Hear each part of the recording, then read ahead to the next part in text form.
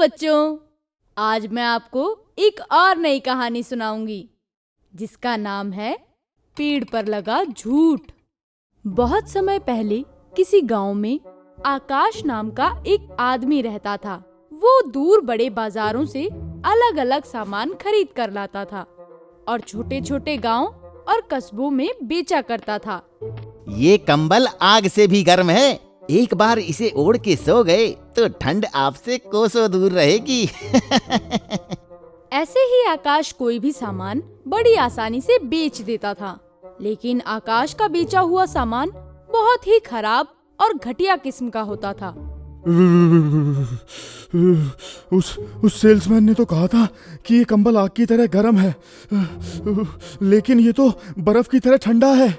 असल में वो बड़े शहरों के बाजार से बहुत ही सस्ता और खराब किस्म का सामान लाता था और मोटा मुनाफा कमाने के लालच में झूठ बोलकर उसे ऊंचे दाम पर बेच देता था। उसके दोस्त इस झूठ बोलने वाली आदत के बारे में जानते थे, इसीलिए उन्होंने आकाश का नाम झूठ रख दिया और वो सब उसे झूठ कहकर बुलाते थे। और बताओ झूठ, आज झूठ बोलकर कितने लोगों को सामान बेचा? लेकिन आकाश को इससे कोई फर्क नहीं पड़ता था। तुम बेशक मुझे झूठ कहो या झूठा, मैं व्यापारी हूँ और व्यापारी को सब माफ होता है, झूठ भी। इस तरह आकाश कभी किसी की नहीं सुनता था और सस्ता और घटिया माल झूठ बोलकर शरीफ और ईमानदार लोगों को बेच देता था। ऐसे ही बहुत दिनों तक चलता रहा। फिर गर्मियों के दिनों में आकाश बाजार से बहुत सारे पंखे खरीद कर लाया। मैं अच्छी तरह जानता हूँ तुम सब बहुत ही खराब और घटिया किस्म के पंखे हो और तुम में से कोई भी 2 दिन से ज्यादा नहीं चलेगा। फिर भी तुम देखना मैं क्या क्या झूठ बोलकर तुम सबको बेचता हूँ। ये कहकर वो कुछ पंखे गाड़ी में लादकर गांव की तरफ चल दिया। गांव पहुंचकर हमेशा की तरह वो एक एक घर जाकर लोगों को पंखे बेचने लगा। बहन जी, ये पंखा किसी एसी से कम नहीं है, चालू होते ही ये कमरे को कश्मीर की तरह ठंडा कर देता है। अच्छा, ऐसा है तो मुझे एक नहीं 2 पंखे दो। जरूर जरूर। ऐसे ही सुबह से शाम तक झूठ बोल बोल कर आकाश ने सभी पंखे बेच दिए। अब उसकी बैलगाड़ी में सिर्फ एक पंखा बचा था। अब जल्दी से ये पंखा भी बिक जाए तो मैं घर लौटूं। ये सोचता हुआ वो ग्राहक की तलाश में जा ही रहा था कि तभी उसे एक आदमी दिखा। ये आदमी मुझे बहुत भोला सा दिख रहा है, ये आखिरी पंखा मैं इसे ही बेचता हूँ। ये सोचकर वो उस आदमी के पास गया। उस आदमी का नाम महेश था। सुनो भैया, गर्मियों का मौसम आने वाला है, ये एक पंखा खरीद लो, इसकी हवा हमेशा तुम्हें ठंडा रखेगी। मैं सुबह घर से बहुत सारे पंखे लेकर निकला था और सारा माल बिक गया, बस यही एक पंखा बचा है, जल्दी से खरीद लो, कहीं ये भी ना बिक जाए। अरे सोचो मत, बहुत ही तेज चलने वाला मजबूत पंखा है, ये कभी भी खराब नहीं होगा। तो ठीक है, ये पंखा तुम मुझे दे दो। जी बिल्कुल, ये लीजिए। महेश को वो आखिरी पंखा बेचकर आकाश खुशी खुशी अपने घर की तरफ चल दिया। महेश ने उस पंखे को देखा और सोचने लगा, मेरे गुरुजी के आश्रम में एक भी पंखा नहीं है, इसलिए ये पंखा मैं अपने गुरुजी को दूंगा। ये सोचकर उसने पंखा उठाया और उसे लेकर वो आश्रम की तरफ चल दिया। आश्रम पहुंचकर उसने अपने गुरुजी से कहा, गुरुजी, आपके आश्रम में एक भी पंखा नहीं है, इसलिए मैं आपके लिए एक पंखा लाया हूँ। लेकिन मुझे पंखे की जरूरत नहीं है, तुम जानते हो ये गर्मी मेरा कुछ नहीं कर सकती। मैं जानता हूँ गुरुजी, फिर भी मैं चाहता हूँ आप ये पंखा स्वीकार करें। महेश की श्रद्धा को देखते हुए गुरुजी ने उससे कहा, ठीक है, मैं ये पंखा स्वीकार करता हूँ। महेश ये सुनकर बहुत खुश हुआ। उसने वो पंखा आश्रम में लगा दिया। फिर जैसे ही उसने पंखा चालू किया तो पंखा बहुत तेज हवा देने लगा। देखा गुरुजी, ये पंखा कितनी तेज हवा देता है। तभी अचानक पंखे की मोटर में से पटाखे की आवाज आई और पंखा चलता चलता बंद हो गया। अरे ये क्या हुआ? उस आदमी ने तो कहा था ये पंखा कभी खराब नहीं होगा। लगता है उस आदमी ने तुम्हें झूठ बोलकर तुम्हें घटिया और बेकार पंखा बेच दिया। ये जानकर कि उसके साथ धोखा हुआ है, महेश बहुत दुखी हो गया। उसकी आंखों से आंसू आ गए और वो बोला, लेकिन मैंने तो उसे मुंह मांगे पैसे दिए थे, फिर उसने मुझे ये बेकार पंखा क्यों दिया? गुरुजी, ये पंखा मैंने आपके लिए खरीदा था, इसलिए अब आप ही कुछ कीजिए। महेश को रोता देख गुरुजी को बहुत बुरा लगा। उन्होंने गुस्से में महेश से कहा, दुखी मत हो महेश, जिसने झूठ बोलकर तुम्हारे साथ धोखा किया है उसे इस झूठ की सजा जरूर मिलेगी। क्या तुम जानते हो कि वो आदमी कहाँ रहता है? नहीं गुरुजी, मैं नहीं जानता कि वो आदमी कहाँ रहता है। कोई बात नहीं, मैं ये बिना जाने भी उसे सजा दे सकता हूँ। ये कहकर गुरुजी पास ही के एक पेड़ की तरफ हाथ करके बोले, मैं अपनी तपस्या के प्रभाव से इस पेड़ को उस आदमी से जोड़ता हूं। आज से ये पेड़ होगा वो आदमी और इसके पत्ते होंगे उसका झूठ। जब भी वो झूठ बोलेगा इसके पत्ते गिरेंगे, और अगर उसने झूठ बोलना नहीं छोड़ा तो पत्तों के साथ वो भी खत्म हो जाएगा। उनके ऐसा कहते ही वो पेड़ जमीन के अंदर समा गया। फिर अचानक वो पेड़ आकाश के घर के सामने जमीन से निकल आया। रात होने के कारण किसी का ध्यान उस पर नहीं गया। अगली सुबह जब आकाश हमेशा की तरह सामान बेचने के लिए घर से निकला तो पेड़ को देखकर वो हैरान रह गया।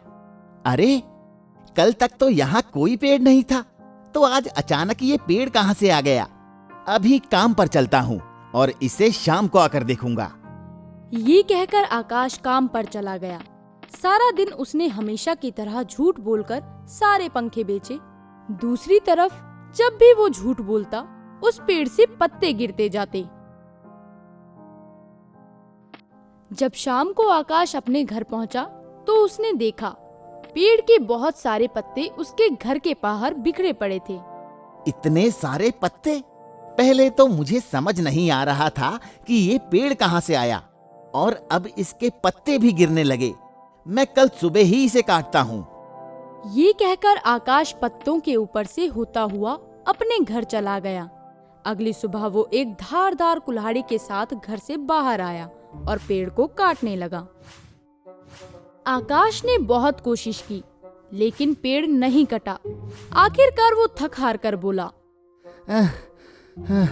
इस पेड़ का तना तो बहुत ही मजबूत है, ये मुझसे नहीं कटेगा।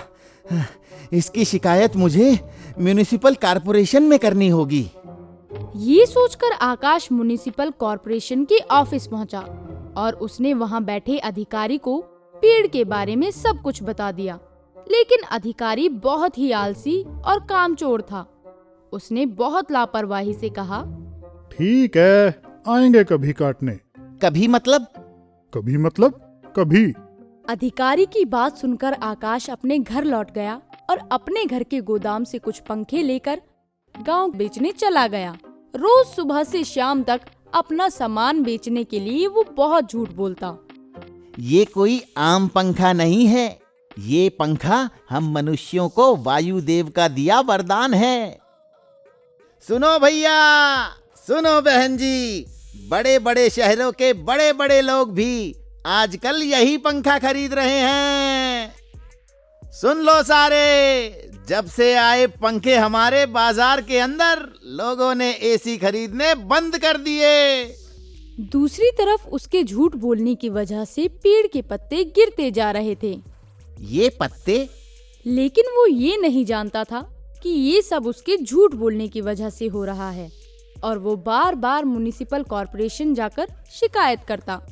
जनाब, आप पेड़ काटने कब आएंगे? अरे आएंगे भाई, कल आएंगे। आएंगे, कल आएंगे, कल आएंगे। आपके पेड़ की वजह से मेरे घर के बाहर पत्ते ही पत्ते बिखरे पड़े हैं, और आप रोज कल आएंगे कहकर मुझे टाल देते हैं। पेड़ काटने नहीं, लगाने चाहिए, और तुम यहाँ रोज रोज एक पेड़ को काटने की शिकायत लेकर आ जाते हो। निकल जाओ यहाँ से, और फिर कभी वापस मत आना। हार कर उदास मन से आकाश वहाँ से बाहर चला गया। और अपने घर की तरफ चल दिया। तभी रास्ते में महेश की नजर उस पर पड़ी। महेश ने उसे पहचान लिया। वो उसके पीछे पीछे चलने लगा। आकाश का पीछा करते करते वो उसके घर तक पहुंचा और घर के बाहर लगे पेड़ पर कुछ ही पत्तों को देखकर वो हैरान रह गया। वो आकाश के घर गया और उससे बोला, क्या तुम जानते हो तुम्हारे घर के बाहर ये पेड़ कैसा है? हाँ हाँ, ये मुसीबत का पेड़ है। मुसीबत का नहीं, ये तुम्हारे झूठ का पेड़ है। क्या? हाँ, लगता है तुमने मुझे पहचाना नहीं। कुछ हफ्तों पहले तुमने झूठ बोलकर मुझे एक पंखा बेचा था जो चलाते ही खराब हो गया। इसलिए तुम्हारे झूठ के कारण मेरे गुरुजी ने तुम्हें इस पेड़ से जोड़ दिया और इसके पत्तों को तुम्हारा झूठ बना दिया। अब जब जब तुम झूठ बोलते हो, इस पेड़ के पत्ते गिरते हैं। ये सुनते ही आकाश जोर जोर से हंसने लगा। तुम्हारे गुरुजी ने मुझे एक पेड़ से जोड़ दिया। ये सच है। और मैं झूठ बोलूंगा तो इसके पत्ते गिरेंगे।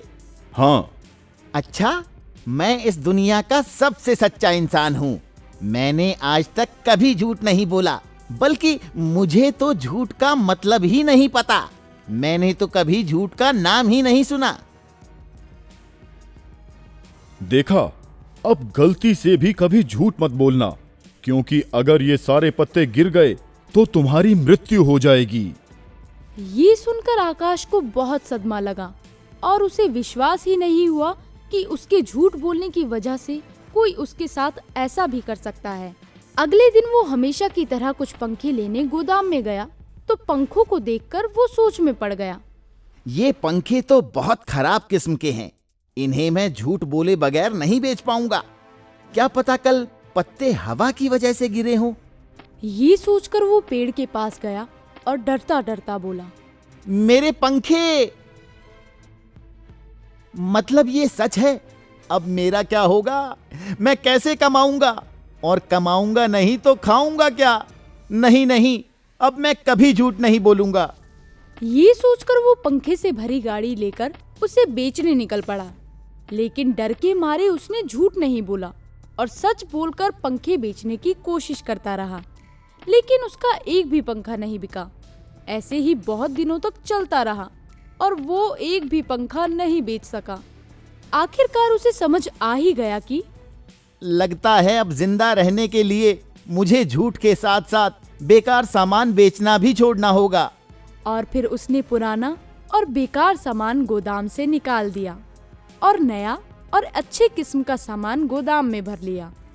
अच्छे सामान से उसे थोड़ी कम कमाई होती थी, लेकिन उसे झूठ नहीं बोलना पड़ता था। ये देखकर उसके दोस्तों ने उससे कहा, आकाश, अब क्योंकि तुमने झूठ बोलना छोड़ दिया है, इसलिए आज से हम भी तुम्हें झूठ कहकर नहीं बुलाएंगे। इस तरह श्राप के कारण आकाश को अपनी गलती का एहसास हो गया और फिर उसने कभी झूठ नहीं बोला। तो बच्चों, इस कहानी से हमें ये शिक्षा मिलती है कि हमें ज्यादा पैसे कमाने की लालच में कभी झूठ नहीं बोलना चाहिए और सच्चाई की जिंदगी जीते हुए कम पैसों में ही खुश रहना चाहिए।